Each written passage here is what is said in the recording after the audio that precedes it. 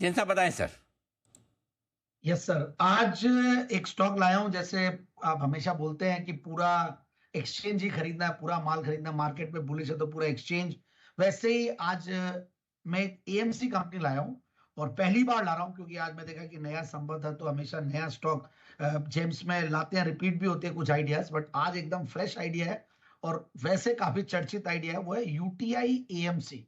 UTI AMC जो कि UTI देखिए आज एक हाउस होल्ड नेम है और हर घर में इनफैक्ट अगर म्यूचुअल फंड का कल्चर शुरू हुआ था, मास्टर शेयर यही कंपनी ने लॉन्च किया था जो कि हम लोग बचपन से सुनते आए हैं। और गजब की मतलब रीच है कंपनी की क्योंकि बहुत पुरानी एएमसी है, बाकी बाद में आए हैं, बट येट ये एएमसी को वो वैल्यूएशन नहीं मिल पाया जो दूसरे, जैसे अगर हम निप्पॉन को कंपेयर करें या एचडीएफसी एएमसी को करें, उनके सामने मुझे वैल्यूएशन इसके सस्ते लगते हैं।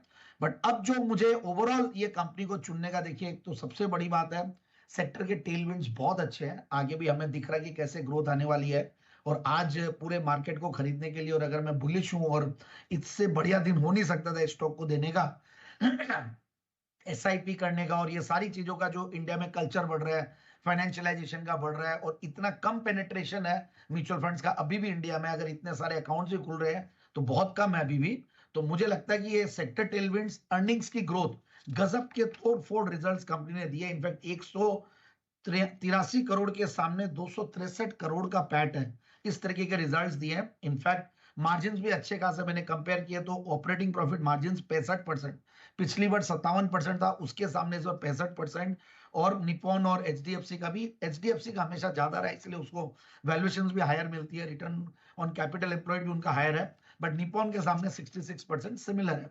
अब मैं देख रहा था निप्पॉन और इन सब के साथ में कंपेयर ज्यादा कर रहा था तो पी मल्टीपल वाइज भी ये सिर्फ लोअर ट्वेंटीज, मतलब 20 के नीचे के स्टॉक्स बहुत कम मिलते हैं मार्केट्स में आजकल, और वो भी ऐसी क्वालिटी के कंपनी ऐसी इंडस्ट्री में होते हुए जहां पे आपके 15-16% की ग्रोथ ये भी दे रहा है।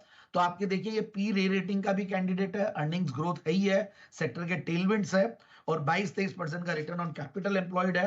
क्वार्टरली रिजल्ट्स मैंने बोला है कि बेस्ट है, टीटीएम बेसिस पे highest ever profits, highest ever top line पे बैठी हुई है। और एफआईआईज ने भी पिछले सितंबर क्वार्टर में स्टेक बढ़ाई है। और टी रो प्राइस इंटरनेशनल जिनका 22-23% का शेयर होल्डिंग है, again a very big name.